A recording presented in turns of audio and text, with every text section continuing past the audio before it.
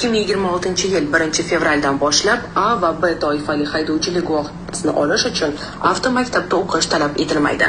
Xohlagan odam ijtimoiy tarmoqlarda shu kabi ma'lumotlar tarqalmoqda. Bu albatta xato. Shundan ham Vazirlar Mahkamasining tegishli qarori bilan haydovchilarimiz uchun bir muncha yengilliklar yaratildi. Ya'ni 2026-yil 1-fevraldan boshlab A va B toifadagi milliy haydovchilik guvohnomalarini olish uchun fuqarolar nazariy imtihonlarga mustaqil ravishda tayyorgarlik ko'rishlari mumkinligi belgilandi. Faqatgina majburiy dars soatlarini amaliy mashg'ulotlarda olishlari lozim bo'ladi.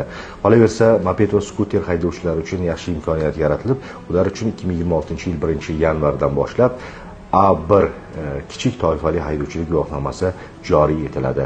A, B, C, D singari haydovchilik guvohnomalari istalgan agar sizda bo'lgan taqdirda siz A1 toifaga o'qimasdan to'g'ridan-to'g'ri moped va skuterlarni boshqarishingiz mumkin bo'ladi.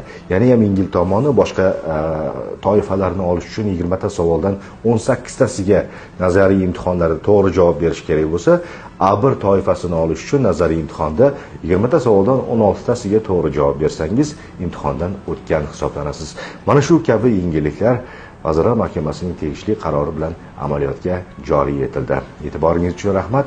Eng to'g'ri ma'lumotlarni rasmiy sahifalarimizda kuzatib boring.